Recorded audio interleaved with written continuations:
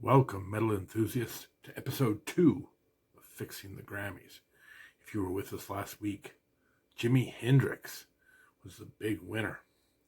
So the question we have tonight, the year 1968, does Jimi Hendrix have what it takes to bring home the title for the second straight year? Stay tuned and find out.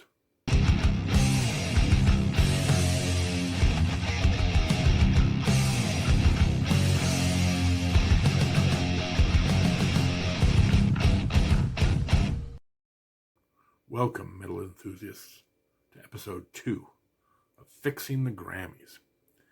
The concept behind this video series is very simple. We go back in time and we look at who was deserving of music's highest awards. Today we look at the year 1968, and we're going to take a look at what the Grammys produced that year, and we're also going to award a hard rock heavy metal performance similar to the one that's awarded today.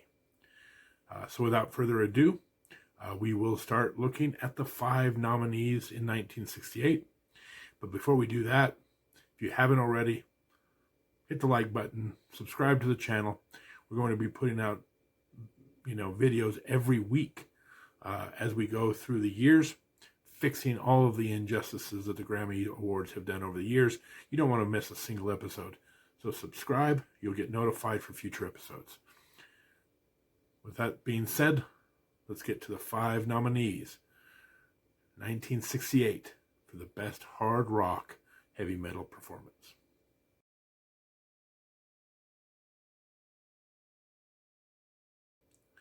Our first nominee, in alphabetical order, is Cream with the song White Room. Now, if you were with us last week, you'll know that this is the second nomination for the supergroup trio, Jack Bruce, Ginger Baker, and Eric Clapton. White Room is a very different song than what we saw last week with Sunshine of Your Love. This has some very unique guitar work for Eric Clapton. We talked about the fact that Eric Clapton as a solo artist has been pretty much a miss for me. But the stuff he was doing with Cream is just outstanding. It's his heaviest and most original work that he's ever done. Unfortunately for the music world, this is kind of the band starts to break up. They put together kind of a live album to wrap up their careers and then move on about their way. So this is really the last studio album we have of these. This great trio. But boy, what a way to go out. So again, our first nominee, Cream, with the song White Room.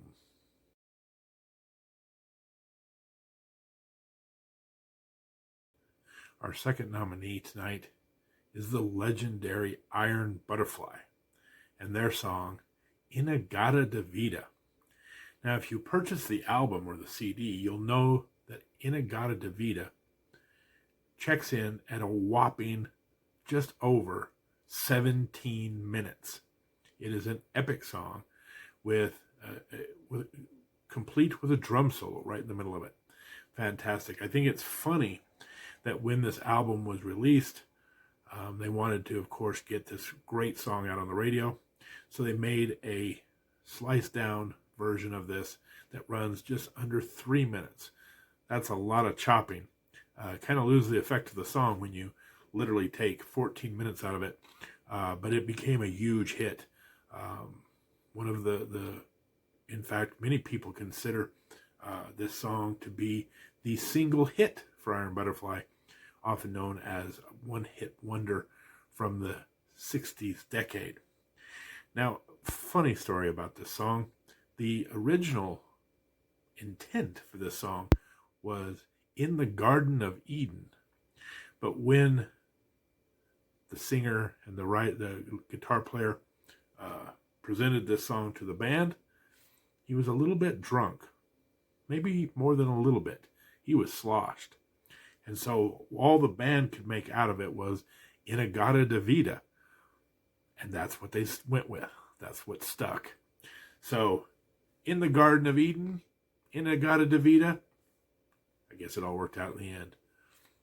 So well that they are the second nominee for Best Heavy Metal Hard Rock Performance in 1968.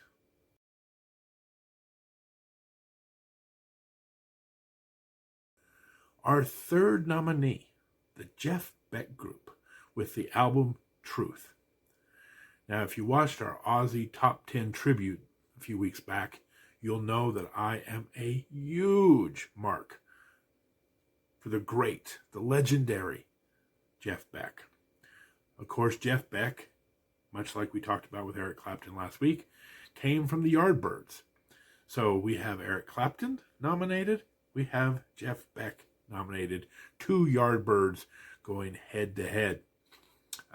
This first album with Jeff Beck also has the iconic singer Rod Stewart, who went on to great fame and fortune as a solo artist, and also features Ronnie Wood, who ends up, of course, being with the Rolling Stones. Now, it's kind of an interesting album in that normally you look at an artist who put out, really excellent stuff that year that they wrote. The fact of the matter is this album has 10 songs on it. 7 of them are covers. And you're saying, what? This is a debut album from a band and they have 7 covers? Well, let me explain. In the late 60s, a lot of the British rock stars had discovered American blues music and were in the process of taking those blues songs and converting them to rock and roll. It's kind of the whole thing that the Yardbirds were doing. Eric Clapton was doing it. Jeff Beck was doing it. And a third Yardbird guitarist, a guy we'll probably hear about a little bit later in the show, a guy by the name of Jimmy Page, perhaps you've heard of him. They were all part of that English blues movement that was converting all of that blues music to rock and roll, making it a lot more heavy. In fact, it was so ridiculous that on this album, there's a cover of the Willie Dixon song, You Shook Me, and it ends up 1 year later also appearing on Jimmy Page's little side project. I don't know if you've ever heard of it, Led Zeppelin 1. They also do a cover of this, and very similar to the one that Jeff Beck did. Rumor has it Jeff Beck was not amused by this.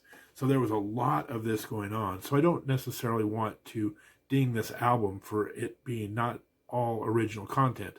The fact of the matter is, I appreciate the fact that the blues were being so heavily brought into hard rock and heavy metal. We talked about prototypes, right? Proto metal. And one of the biggest influences on early heavy metal was the blues. So this really is starting to set the stage for some fantastic music moving forward. So our third nominee, the sensational Jeff Beck Group, Truth.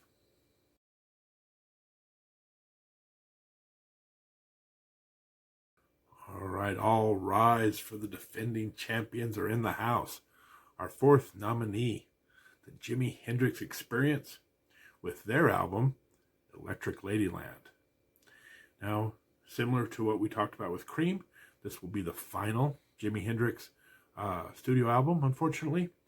So if you're going to go out, why not make it a double? That's right, Jimi Hendrix, his third album was a double album. We talked a lot about him last episode as being proto-metal, but also really, again, the blues influence in this era of hard rock music is undeniable. We talked about the fact that the British bands were all converting American blues to a hard rock variety. Hendrix was an amazing blues guitarist, but mixed it with that heavy psychedelic proto-metal style. Electric Ladyland, a fantastic entry in this year, and it's going to be a tough out for anybody who wants to knock Jimi Hendrix off. So again, coming in at number 4 from the defending champs, Jimi Hendrix Experience, Electric Ladyland.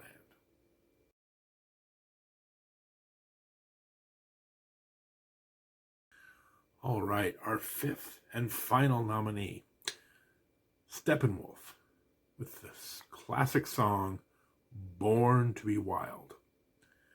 First and foremost, why is this song on the list, you say? Well, because this is the first song to actually use the catchphrase heavy metal. Now, they weren't talking about the music, they were talking about motorcycles. But let's face it, heavy metal kind of stuck. So, good use of words. Steppenwolf. Speaking of motorcycles, this is probably best known as a huge counterculture song in the 60s. It appeared prominently in the movie Easy Rider, and just became one of those staples of classic rock radio.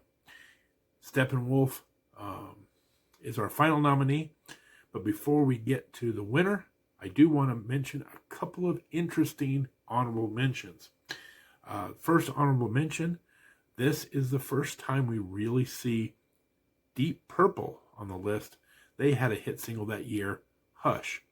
Deep Purple has yet to enter the Mark II version of the band, but this is kind of our first introduction to the guitar virtuoso Ritchie Blackmore.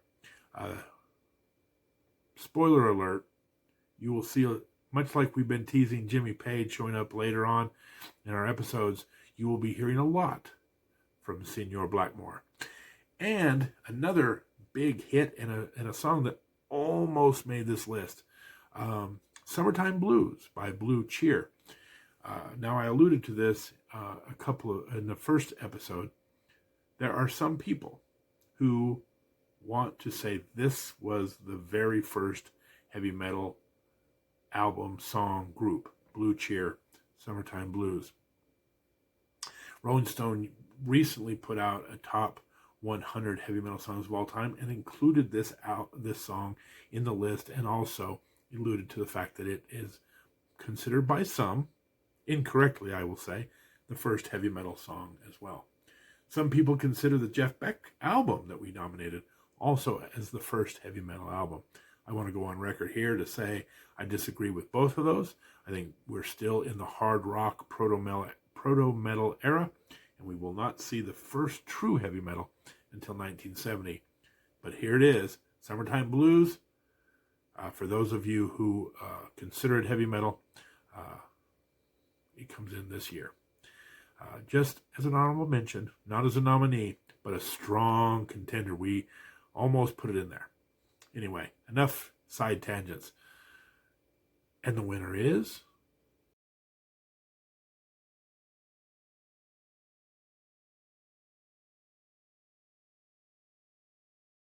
and still Grammy Award champion, Jimi Hendrix, with the album Electric Ladyland. This album, many consider it to be his finest album. I'll be honest with you, I still would probably put Are You Experienced as his number one album, but this is a very strong runner-up in that category. Some of my favorite songs, an amazing cover of the Bob Dylan classic All Along the Watchtower. I'm not a fan of Bob Dylan, so anytime you can take a Bob Dylan song and make it good, you know you're a genius. You know you're talented. Crosstown Traffic is a song that you've probably heard a million times on classic rock radio. Very good song. And then Voodoo Child, one of the most iconic Jimi Hendrix guitar songs. Of course, most recently covered by the late, great Stevie Ray Vaughan. Those are just the highlights. There's many more great songs sprinkled out throughout these two discs. Again, unfortunately for the music world, this would be the last studio album of Jimi Hendrix. Much like Cream, he does kind of a live album to kind of fulfill his commitments to the record studio, but this is it. We're going to get in the studio. This is all we get from new material. And of course, Jimmy died in September of 1970, so shortly after this, we lost him. What a tragedy. I mention all the time, this is a no-drug channel. Stay away from drugs, people. It's not worth it. We lost perhaps the greatest guitarist of all time to drugs right here. Don't let that happen to you. Don't let that happen to your friends and loved ones. Stay away from drugs. Anyway, don't want to end on a downer. But yeah, Jimi Hendrix, 2-time defending champion in this category. And really, at the end of the day, this year, I don't think it was even close. Truth has some great songs, but Electric Ladyland had to be the choice. So let's see how I think this album and some of the songs from this year would have fared in the overall categories. In the year 1968, the Grammys presented Album of the Year to Glen Campbell for By the Time I Get to Phoenix. Now, if you were with us last week, Glen Campbell won Song of the Year for By the Time I Get to Phoenix. So this year, they just awarded the entire album. Glen Campbell, again. I was around during the height of Glen Campbell. I will very securely say I don't quite get the love affair with Glen Campbell. It's a fine song, probably a pretty decent album. But again, going up against Electric Ladyland, there's no comparison. Like, again, I want to point out that what Jimi Hendrix was doing in the year 1968 was so far ahead of its time. No wonder the Grammys had no idea what to do with it. No wonder they missed the most exciting musical movement in the entire decade. They had no idea. They just were just playing it safe. Speaking of playing it safe, the song of the year that year was written by Roger Miller. It's called Little Green Apples. I'm not even going to go any further with those comments. I don't think that song holds up in comparison to the legendary In the Garden of Eden, In-A-Gadda-Da-Vida. It had to be the song of the year. Listen, people will say Iron Butterfly is a one-hit wonder, but this was a tremendous hit. And so I think it should easily walk away with Song of the Year. Although I was tempted to make this one a double winner, because when it comes to instrumental, it's got to be Voodoo Child. I love the opening guitar riff on that. I love that song. It's been used so many times. I love the Stevie Ray Vaughan version of it. Voodoo Child gets Instrumental of the Year. And maybe it should at least be nominated for Song of the Year as well. That's how good it was. Newcomer of the Year, Steppenwolf. They put out 2 tremendous albums this year.